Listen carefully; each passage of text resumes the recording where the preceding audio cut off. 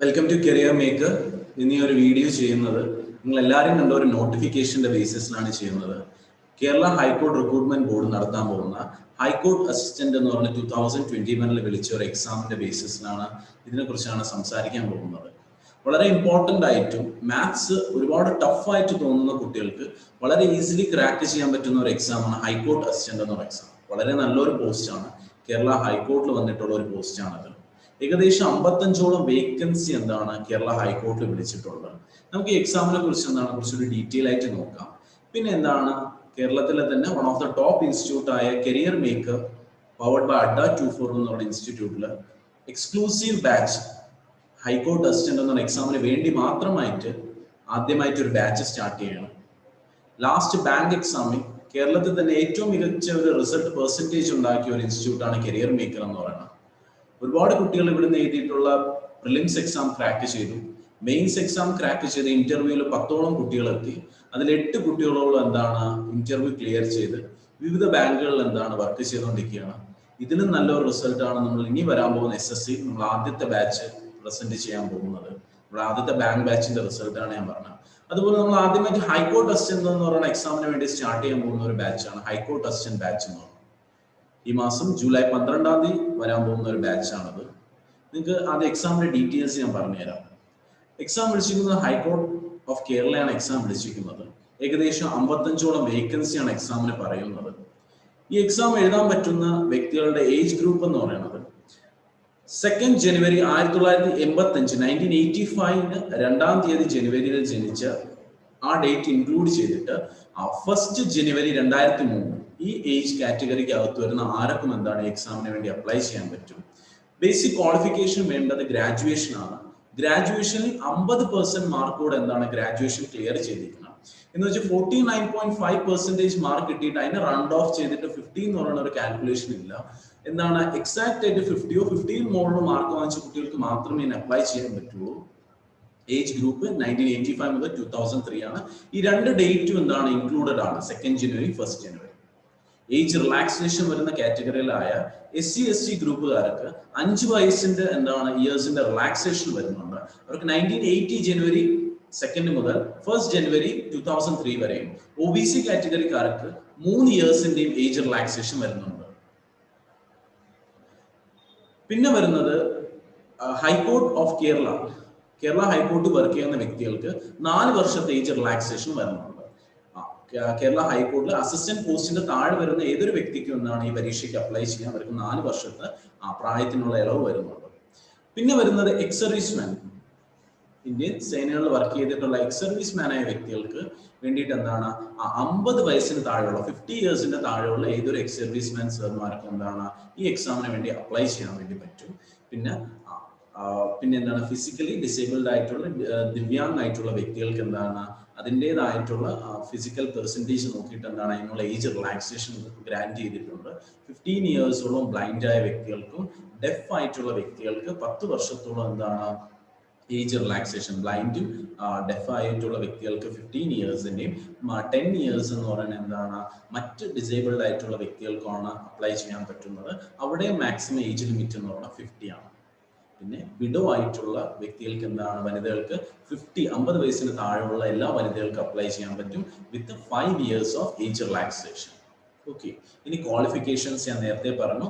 Graduation 50% mark, any qualification Kerala university അണ്ടറിൽ വരുന്ന Kerala PSC അല്ലെങ്കിൽ കേരള യൂണിവേഴ്സിറ്റി അംഗീകരിക്കുന്ന ഏതൊരു ക്വാളിഫിക്കേഷൻ ആയാലും നിങ്ങൾക്ക് അപ്ലൈ ചെയ്യാം with more than 50% of marks, 50 to more than 50%. Okay, അത് നിങ്ങൾ കേരളത്തിന് പുറത്താണ് പഠിച്ചിട്ടുണ്ടെങ്കിൽ നിങ്ങളുടെ കോളേജിനുള്ള അല്ലെങ്കിൽ നിങ്ങളുടെ യൂണിവേഴ്സിറ്റിക്കുള്ള ഈക്വലൻസി സർട്ടിഫിക്കറ്റ് കേരള ഗവൺമെന്റിലെ സൈറ്റിൽ കയറി ഹൈക്കോർട്ട് സൈറ്റിൽ കയറിയിട്ട് ഫോമിൽ എന്താണ് അപ്ലൈ ചെയ്യുക. ഈക്വലൻസി സർട്ടിഫിക്കറ്റ് എന്ന് പറഞ്ഞുകൊണ്ട് അതെന്താണ് അതൊരു വാലിഡ് ആയിട്ടുള്ള യൂണിവേഴ്സിറ്റിയാണെന്ന് തെളിയിക്കുന്ന സർട്ടിഫിക്കറ്റ് വാങ്ങിച്ചിട്ട് എന്താണ് നിങ്ങൾക്ക് അപ്ലൈ ചെയ്യാൻ പറ്റുന്നതാണ്. നിങ്ങൾ ഗ്രാജുവേഷൻ മാർക്ക് അത് CGPO OGPO ഫോർമാറ്റിലാണ് നിങ്ങൾ മാർക്കെങ്കിൽ അതിന്റെ കൺവേർഷൻ സർട്ടിഫിക്കറ്റും എന്താണ് നോക്കിയിട്ട് അതിന്റെ പെർസെൻറ്റേജ് വൈസ് എന്താണ് അപ്ലൈ ചെയ്യണം. മോഡ് ഓഫ് സെലക്ഷൻ ആണ് മോസ്റ്റ് ഇമ്പോർട്ടൻ്റ് ആയിട്ട് വരുന്നത്. 3 ലെവലാണ് എക്സാം നടക്കുന്നത്. എക്സാം 3 ലെവലാണ് എക്സാം നടക്കുന്നത്. ഫസ്റ്റ് എന്ന് പറയുന്ന ഒരു ഒബ്ജക്റ്റീവ് ലെവൽ ടെസ്റ്റ് ആണ് നടക്കുന്നത്. 100 മാർക്കിനുള്ള എക്സാമാണ് നടത്തുന്നത്. സെയിം കേരള PSC പറയുന്ന സമയമായ 75 മിനിറ്റ് 1.25 മണിക്കൂറിന് വേണ്ടിയാണ് എന്ത് എക്സാം നടക്കുന്നത്. 100 മാർക്കിനാണ് നടക്കുന്നത്. ഇൻക്ലൂഡഡ് ആയിട്ടുള്ള പോർഷൻ എന്ന് പറയുന്നത് എന്തൊക്കെയാണ്? Facts about India, facts about Kerala, പിന്നെ എന്താണ് വരുന്നത്? Constitution of India, general science, IT information technology and current affairs. GK എന്ന പോർഷൻ ജനറൽ നോളേജിന് 40 മാർക്ക് 40 മാർക്സിനാണ് എക്സാം വരുന്നത്. 100ന്റെ അകത്ത് 40 മാർക്ക് GKക്ക് വേണ്ടി, 50 മാർക്ക് എന്ന് പറയുന്നത് ഇംഗ്ലീഷ്, 50 മാർക്സ് ഫോർ ജനറൽ ഇംഗ്ലീഷിന് വേണ്ടിയാണ് ഒബ്ജക്റ്റീവ് ലെവൽ എക്സാം നടക്കുന്നത്. മാത്സ് ടഫായിട്ടുള്ള കുട്ടികൾക്കുള്ള ഒരു ഓപ്പർച്യൂണിറ്റി എന്തെന്ന് പറഞ്ഞാൽ വെറും 10 മാർക്കിന് മാത്രമേ എന്താണ് മാത്സ് ഓർ റീസണിംഗിന്റെ എക്സാം നടക്കുന്ന 10 മാർക്കിന് വേണ്ടിയിട്ടാണ്. 100 മാർക്കിലെ എക്സാമിൽ ഏതൊരു ശരിയായിട്ട് വരുന്ന ക്വസ്റ്റ്യൻ, നിങ്ങൾ ഒരു ക്വസ്റ്റ്യൻ ശരിയാക്കിയാൽ നിങ്ങൾക്ക് 1 മാർക്കാണ് ലഭിക്കുന്നത്. ഒരു ക്വസ്റ്റ്യൻ തെറ്റിപ്പോയാൽ നിങ്ങൾക്ക് 0.25 മാർക്കിന്റെയാണ് എന്ത് റിഡക്ഷൻ വരുന്നത്. ഓക്കെ, ശരിയായ 1 മാർക്ക് തെറ്റിപ്പോയാൽ 0.25 മാർക്കാണ് റിഡക്ട് ചെയ്യുന്നത്. ഇതാണ് എന്തെന്ന് പറയുന്നത് ആദ്യത്തെ ഒബ്ജക്റ്റീവ് ലെവൽ എക്സാമിന്റെ മാർക്കിങ്ങും മാക്സിമം മാർക്കും ടൈം ലിമിറ്റും പറയുന്നത്. ഈ എക്സാമിൽ മിനിമം 40% മാർക്ക് എന്ന് വെച്ചാൽ എന്താണ് 40 മാർക്സെങ്കിലും 100ൽ 40 മാർക്സെങ്കിലും ഉള്ള കുട്ടികൾക്ക് മാത്രമേ എന്താണ് ഇന്റർവ്യൂ ലെവലിൽ ഡിസ്ക്രിപ്റ്റീവ് ലെവലിലോട്ട് പോകണമെങ്കിൽ പോലും എന്താണ് മിനിമം 40 മാർക്സെങ്കിലും വേണം. എന്ന് വെച്ചാൽ എന്താണ് 41 മാർക്സ് വാങ്ങിച്ചിട്ട് ഡിസ്ക്രിപ്റ്റീവിന്റെ പേപ്പർ എക്സ്പെക്ട് ചെയ്തിരിക്കില്ല. നമുക്ക് പറയാൻ പറ്റില്ല. പെർഫോമൻസ് ബാക്കിയുള്ള കുട്ടികളുടെ എന്താണ് നല്ലൊരു മാർക്കിലോട്ടാണ് വരുന്നെങ്കിൽ അവർ ഈ 40% എന്ന് പറഞ്ഞ മിനിമം ബാർ എന്താണ് ഇൻക്രീസ് ചെയ്യുന്നതാണ്. ഓക്കെ, അവർ ലാസ്റ്റിൽ വലിയൊരു ലിസ്റ്റ് അവോയ്ഡ് ചെയ്യാൻ വേണ്ടിയിട്ട് എന്ത് ചെയ്യും? മിനിമം നമ്പർ ഓഫ് കാൻഡിഡേറ്റ്സിനെ മാത്രമായിരിക്കും വിളിക്കുന്നത്. അതുകൊണ്ട് എന്ത് ചെയ്യാം? നല്ലപോലെ പഠിച്ചിട്ട് വേണം എന്ത് എക്സാം ചെയ്താവുക. മാത്സ് വെറും 10 മാർക്ക് ആയതുകൊണ്ട് ഒരുപാട് കോമ്പറ്റീഷൻ നല്ലപോലെ ടൈറ്റ് ആവുന്നതാണ്. ഗ്രാജുവേഷൻ മിനിമം ക്വാളിഫിക്കേഷൻ കൂടി ആയതുകൊണ്ട് എന്താണ് നല്ലൊരു എക്സാം കോമ്പറ്റീറ്റേഴ്സിന് നമുക്ക് പ്രതീക്ഷിക്കാൻ പറ്റും. ഓക്കെ, ഇനി ടയർ 2നെ കുറിച്ച് പറയുകയാണെങ്കിൽ ഇതൊരു ഡിസ്ക്രിപ്റ്റീവ് പേപ്പറാണ്, എഴുത്ത് പേപ്പറാണ് ടയർ 2 വരുന്നത്, അല്ലെങ്കിൽ സെക്കൻഡ് ലെവൽ ഓഫ് എക്സാം വരുന്നത്. 60 മിനിറ്റിന് വേണ്ടി നടക്കുന്ന ഒരു എക്സാം ആണത്. 60 മാർക്ക് 60 മാർക്സിന് വേണ്ടിയാണ് എക്സാം നടക്കുന്നത്. 1 മണിക്കൂറാണ് ടൈം ലിമിറ്റ് എന്ന് പറയുന്നത്. 1 അവർ ആണ് ടൈം ലിമിറ്റ് എന്ന് പറയുന്നത്. ഈ എക്സാമിന്റെ അകത്ത് നടക്കുന്നത് ഒരു കോംപ്രിഹെൻസേഷൻ തരും, ഒരു എസ്സേ റൈറ്റിംഗ് കാണും, പിന്നെ എന്താണ് ഒരു പ്രിസി റൈറ്റിംഗ് കാണും. ഒരു കോംപ്രിഹെൻസേഷൻ, ഒരു എസ്സേ റൈറ്റിംഗ്, ഒരു പ്രിസി റൈറ്റിംഗ്. ഇതിന്റെ അകത്ത് എന്താണ് നിങ്ങൾക്ക് എസ്സേ റൈറ്റിംഗ് എന്ന് പറഞ്ഞാൽ നിങ്ങൾക്ക് 2-3 ടോപ്പിക് തന്നിട്ട് അതിൽ ഇഷ്ടമുള്ള ഒരു ടോപ്പിക് പിക്ക് ചെയ്തിട്ട് എന്താണ് എഴുതാൻ പറ്റും.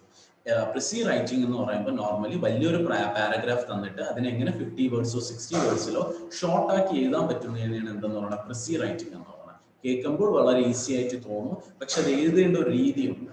അത് ആ രീതിയിൽ എഴുതിയില്ലെങ്കിൽ എന്താണ് മാർക്ക് സ്കോർ ചെയ്യാൻ പറ്റില്ല. നിങ്ങൾ ഒബ്ജക്റ്റീവ് ലെവൽ എക്സാം എന്താണ് കഷ്ടപ്പെട്ട് ജയിച്ചിട്ട് ഡിസ്ക്രിപ്റ്റീവിൽ എന്താണ് വെറുതെ ആയി പോവല്ലോ. അതുകൊണ്ട് എന്താണ് ഡിസ്ക്രിപ്റ്റീവ് നല്ലപോലെ പഠിക്കണം. കോംപ്രിഹെൻസേഷൻ എന്ന് പറയുന്നത് എന്താണ് ഒരുപാട് ന്യൂസ് പേപ്പർ റീഡിങ് വേണം, നല്ലപോലെ ഇംഗ്ലീഷ് ന്യൂസ് പേപ്പേഴ്സ് നല്ലപോലെ വായിക്കണം. അല്ലെങ്കിൽ എന്താണ് ഇവിടെ കരിയർ മേക്കറിൽ എന്താണ് ഫ്രീ ആയിട്ട് നിങ്ങൾക്ക് ഡിസ്ക്രിപ്റ്റീവ് ലെവലിന്റെ എന്താണ് കോച്ചിങ് പ്രൊവൈഡ് ചെയ്യുന്നതാണ്. നിങ്ങൾ എന്താണ് ഇവിടുത്തെ ഒരു സ്റ്റുഡന്റ് ആണെങ്കിൽ എന്താണ് നമ്മൾ ഹൈക്കോർട്ട് അസിസ്റ്റന്റ് ബാച്ചിലോട്ട് എൻറോൾ ചെയ്യുന്ന ഒരു കുട്ടിയാണെങ്കിൽ നിങ്ങൾക്ക് prelims cum mains cum interview 3ന് വേണ്ടിയിട്ട് എന്താണ് കോച്ചിങ് ആണ് പ്രൊവൈഡ് ചെയ്യുന്നത്. ഒറ്റ ടൈം അഡ്മിഷനിൽ എന്താണ് നിങ്ങൾക്ക് പ്രിലിംസിലേക്ക് നിങ്ങൾ അഡ്മിഷൻ വാങ്ങിച്ചു കഴിഞ്ഞാൽ പ്രിലിംസ് നിങ്ങൾ ക്ലിയർ ചെയ്ത് കഴിഞ്ഞാൽ ഒബ്ജക്റ്റീവ് ലെവൽ എക്സാം ക്ലിയർ ചെയ്ത് കഴിഞ്ഞാൽ ഡിസ്ക്രിപ്റ്റീവിനും മെയിൻസും ഡിസ്ക്രിപ്റ്റീവ് ആയിട്ടുള്ള മെയിൻസ് എക്സാം പിന്നെ ഇന്റർവ്യൂവിനും എന്താണ് നിങ്ങൾക്ക് ഫ്രീ ആയിട്ടുള്ള കോച്ചിങ് ആണ് പ്രൊവൈഡ് ചെയ്യുന്നത്. അതിന് ഡീറ്റെയിൽ ആയിട്ട് ഇംഗ്ലീഷ് ഫാക്കൽറ്റിയുടെ UPSC ലെവലിൽ വരെ എക്സാം എഴുതിയിട്ടുള്ള ഫാക്കൽറ്റീസ് ആണ് എന്ത് നിങ്ങൾക്ക് കോംപ്രിഹെൻസേഷനിൽ പ്രിസി റൈറ്റിംഗും എസ്സേ റൈറ്റിംഗിനൊക്കെ കോച്ചിങ് തരുന്നത്. നമുക്ക് കേൾക്കുമ്പോൾ വളരെ സിമ്പിൾ ആയിട്ട് തോന്നുന്ന ഒരു ടോപ്പിക്കിന്റെ പുറത്ത് എസ്സേ ഏതാണ്? എസ്സേ വരുന്നത് എയർ പൊല്യൂഷൻ, ഗ്ലോബൽ വാർമിംഗ്, അല്ലെങ്കിൽ ഗ്രോത്ത് ഓഫ് ടെററിസം, ഇങ്ങനത്തെയൊക്കെ എന്താണ് ഒരു എല്ലാവർക്കും ആൻസർ ചെയ്യാൻ പറ്റുന്ന ടോപ്പിക്കാണ്. പക്ഷെ എന്താണ് അതിന് എഴുതേണ്ട ഒരു രീതിയുണ്ട്. ഒരു മെയിൻ ബോഡി, ഒരു ഇൻട്രൊഡക്ഷൻ, ഒരു എൻഡിങ് എല്ലാം വേണം. എന്നാൽ മാത്രമേ എന്താണ് മാർക്ക് സ്കോർ ചെയ്യാൻ പറ്റുള്ളൂ. അല്ല വെറുതെ സ്കൂളിൽ എഴുതുമ്പോൾ ഒരു എസ്സേ എഴുതിയിട്ട് എന്താണ് കാര്യമില്ല. അതിൻ്റെതായിട്ടുള്ള കോച്ചിങ് എന്താണ് നിങ്ങൾക്ക് ഇവിടെ പ്രൊവൈഡ് ചെയ്യുന്നതാണ്. ഓക്കെ, ഇനി ലാസ്റ്റ് സ്റ്റേജ് ആണ് വരുന്നത് എന്ത് ഇന്റർവ്യൂ എന്ന് പറയുന്നത്. വളരെ ഇമ്പോർട്ടൻ്റ് ആണ്. 10 മാർക്കിനാണ് ഇന്റർവ്യൂ വരുന്നത്.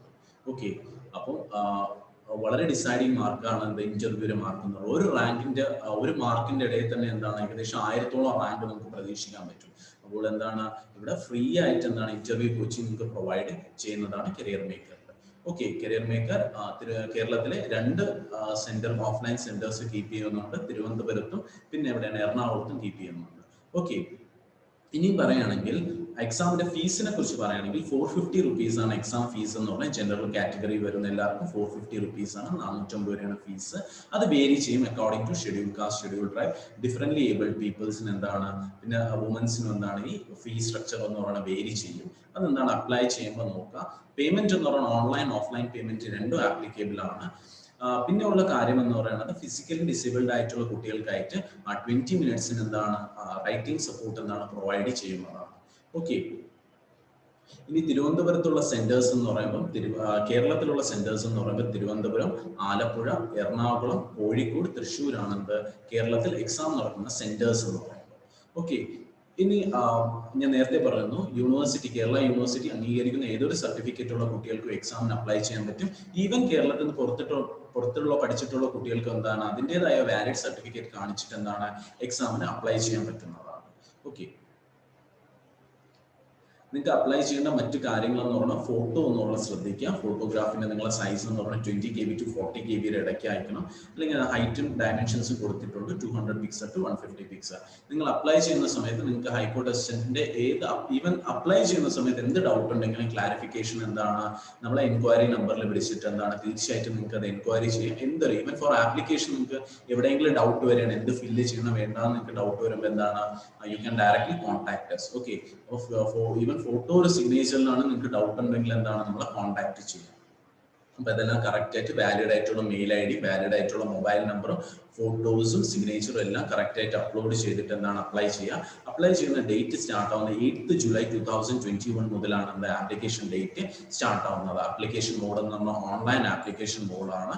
റിക്രൂട്ട്മെന്റ് ഓഫ് അസിസ്റ്റന്റ് എന്ന് പറയുന്നത് എന്താണ് വെബ്സൈറ്റിൽ ആദ്യം എന്താണ് ഹൈക്കോർട്ട് അസിസ്റ്റന്റ് അപ്ലൈ ചെയ്യുന്ന വെബ്സൈറ്റിൽ കയറിയിട്ട് റിക്രൂട്ട്മെന്റ് ഓഫ് അസിസ്റ്റന്റ് എന്ന് പറഞ്ഞ പോസ്റ്റ് സെലക്ട് ചെയ്തിട്ട് എന്താണ് അതിലോട്ട് അപ്ലൈ ചെയ്യാം.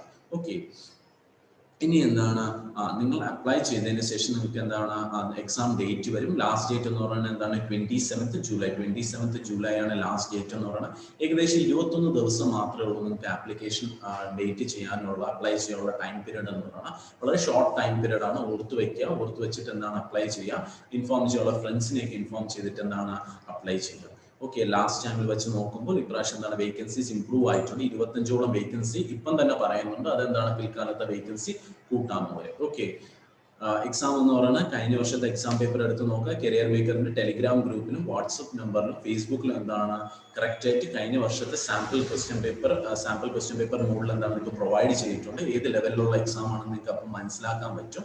പിന്നെ എന്താണ് ഇവിടെ എന്താണ് നിങ്ങൾക്ക് ഓൺലൈൻ എന്താണ് മോക്ക് ടെസ്റ്റ് സീരീസ് വരെ പ്രൊവൈഡ് ചെയ്യുന്നതാണ്. ഏകദേശം 2000ഓളം സെൻട്രൽ ഗവൺമെന്റ് എക്സാംസിന്റെ വരുന്ന ടെസ്റ്റ് സീരീസ് നിങ്ങൾക്ക് അറ്റൻഡ് ചെയ്യാവുന്നതാണ്. നിങ്ങൾക്ക് ഈ വരുന്ന കോഴ്സിൽ ജോയിൻ ചെയ്യുന്ന കുട്ടികൾക്ക് എന്താണ് കരിയർ മേക്കറിന്റെ വരുന്ന കുട്ടികൾക്കെല്ലാം ഫ്രീ ബുക്സും നിങ്ങൾക്ക് എന്താണ് പ്രൊവൈഡ് ചെയ്യുന്നതാണ്.